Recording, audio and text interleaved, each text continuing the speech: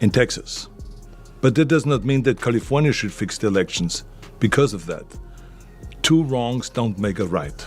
You don't buy what Governor Newsom's saying? Of course not. Look, I've sat there in Sacramento.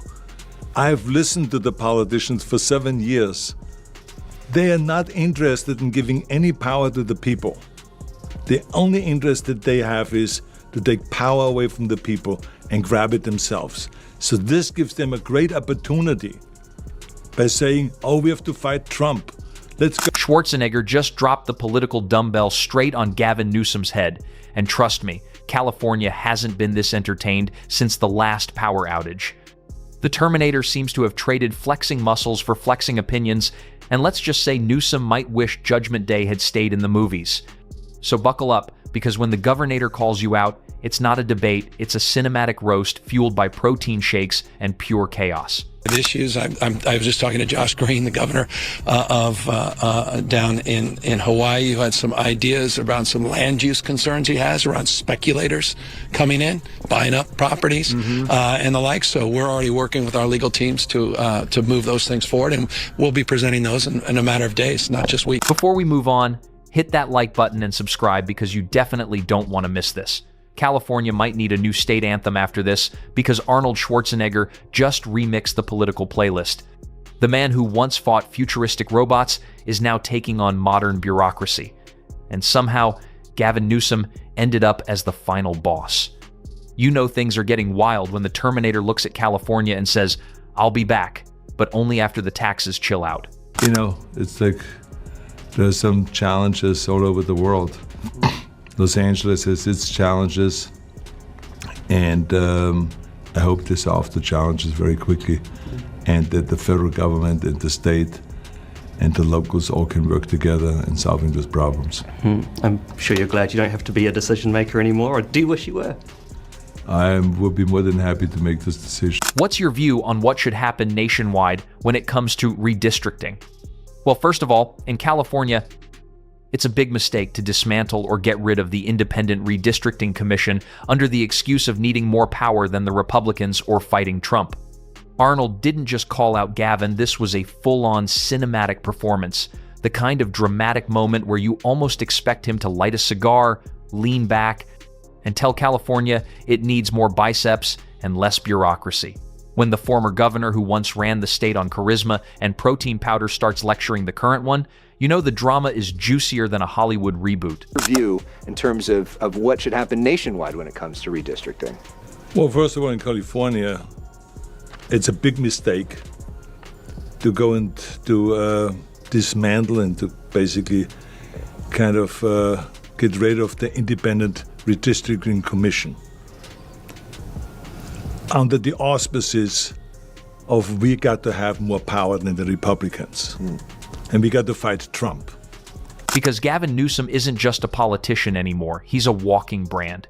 His hair has more structure than the state's economy, and his speeches sound like TED Talks written by a PR team paid in almond milk.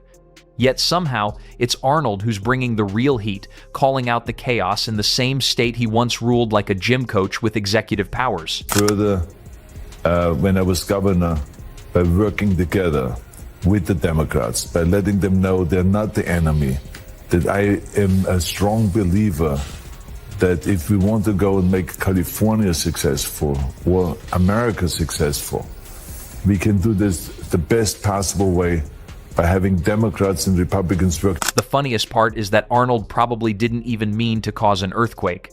He likely just made an offhand comment about California's leadership issues, and suddenly Sacramento started shaking harder than a 9. The man sneezes, and political pundits treat it like sacred text. You could practically feel the eye roll from across the Pacific. The California governor, who spends half his time convincing people everything's fine, suddenly found himself roasted by the only man who could make climate change sound like a movie pitch.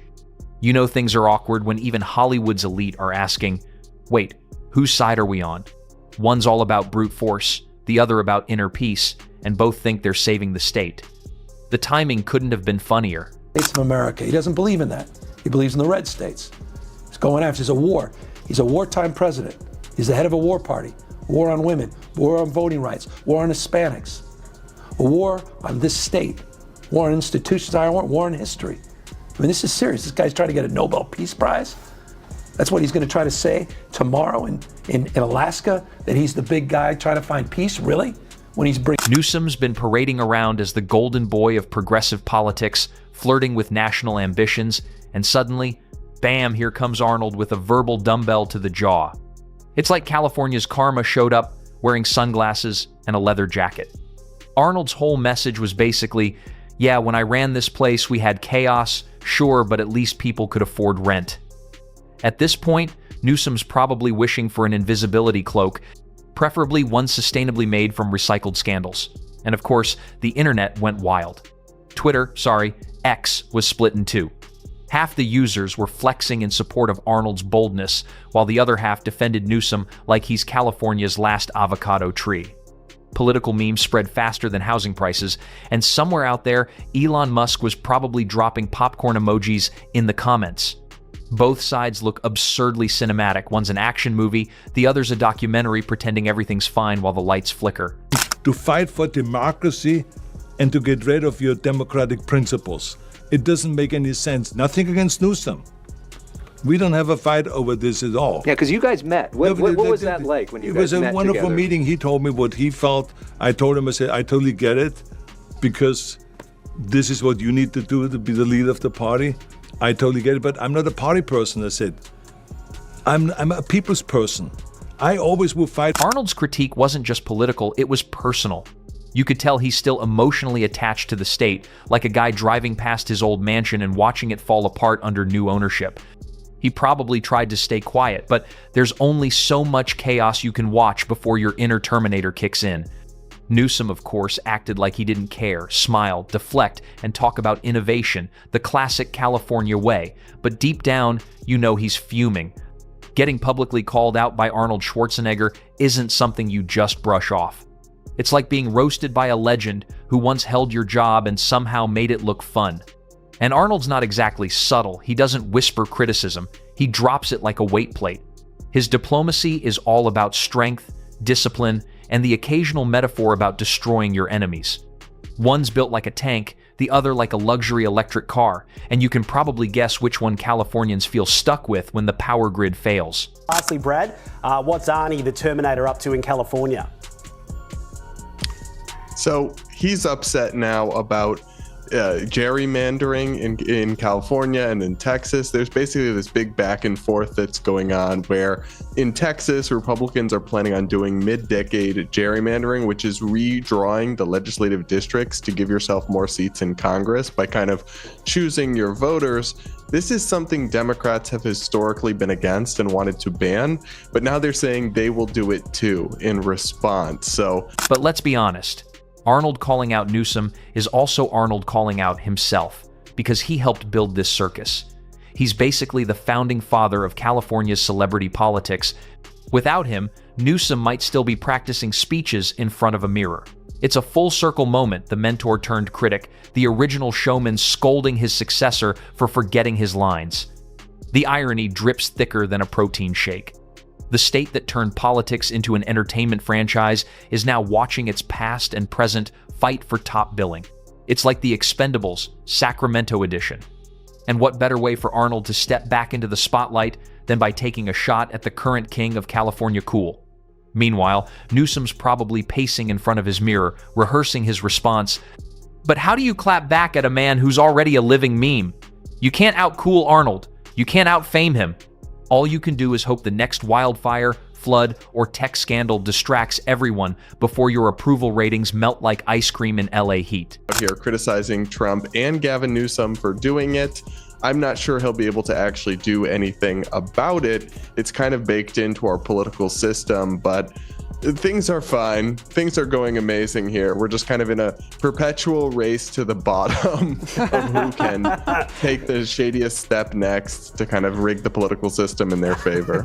Yeah, I mean, do we expect anything else from the pin-up boy for stupidity, Newsom? No. Arnold's criticism hit hard because it came from experience.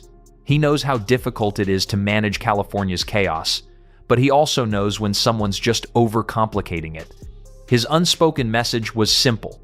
Stop treating this state like a philosophical experiment. Sometimes you just have to fix the damn potholes. It's a brutally honest point. Californians don't want TED Talks about renewable energy while their cars get swallowed by sinkholes. They want leadership that actually leads, not one that just looks good in magazine spreads. And that's where Arnold's jab really stings. He's not just mocking policies, he's mocking the entire look and feel of modern politics, where leaders pose like models and talk like motivational speakers, but can't even keep the lights on. That's the secret sauce, the mix of sincerity and absurdity that made him a legend. You can almost hear him saying, "When I was governor, we lifted California up," literally, and somehow you'd believe him. Because even when he exaggerates, it feels more real than half of what today's politicians say. Arnold Schwarzenegger is against what Gavin Newsom is doing in California. And that should tell you something. Here's what's going on in California if you don't know. Gavin Newsom is pushing a plan that would weaken the state's independent redistricting commission. The commission was created to make sure that election maps are fair. No political party rigging the lines. But Newsom's proposal could give more control back to the politicians. And that's where Arnold comes in. Remember, Schwarzenegger is a Republican, but he's not necessarily a Trump guy. Yet even Arnold Schwarzenegger says this move by Newsom is wrong. The media loved it, of course. Headlines exploded everywhere, with commentators breaking it down like a heavyweight match, one side calling Arnold brave, the other calling him out of touch. Meanwhile, the rest of America just watched in confusion, wondering why California keeps turning its politics into a Netflix series. But Arnold's move revealed something deeper, the state's ongoing identity crisis. California wants to be a moral leader, a climate savior, a tech paradise, yet it still can't figure out how to keep gas prices under $7. And Arnold basically said what everyone's been thinking. Maybe stop trying to save the world and just fix California first. It's that mix of brutal honesty and showmanship that makes him so unpredictable. You can't tell if he's campaigning or trolling, but no chart can compete with a good one-liner from the Terminator. Facts are fragile, charisma is forever, and in that arena, Arnold's still undefeated. The tension between these two men mirrors a bigger problem, the clash between image and substance. California has mastered the art of looking successful while quietly collapsing under its own weight, and Arnold just had the guts to point it out loudly, with enough swagger to make it go viral. This movie star and former California Governor Arnold Schwarzenegger is preparing to battle Governor Newsom over Newsom's redistricting efforts. Ashley, explain to us how Schwarzenegger is planning to fight against Newsom. He's back. The former governor of California, he's back. He has a beef with the current governor, and he says democracy is at stake. Schwarzenegger is angry with Newsom for planning to redistrict California, who are doing that in response. Somewhere in the chaos, you can almost hear the collective sigh of Californians who've had enough of polished incompetence. Arnold became their unfiltered voice, the guy saying what everyone else's PR teams won't let them say. But don't be fooled. He's not just a retired celebrity venting. This is calculated. Every move and every statement is part of the Arnold Legacy Project. He's reminding everyone that while the new guard tweets about progress, the old guard actually got things done, even if that sometimes meant budget cuts and questionable movie cameos. Still, it's hard not to laugh at the spectacle, two rich, photogenic men arguing over who loves California more. It's like a beauty pageant for politicians who refuse to age gracefully. One's got the tan and the teeth, the other's got the muscles and the memories. And the more you think about it, the funnier it gets. A man who built his career pretending to save the world, now scolding another man for pretending to save the state. It's hypocrisy in high definition, and it's glorious. I have a lot of people here in Australia talking to me about Gavin Newsom, asking what I think about him. And I feel like this is one of those moments that's very revealing about the guy's character. I mean, if he's going to be so petty about this, is everything just going to be this political fight, turning everybody into either friends or enemies?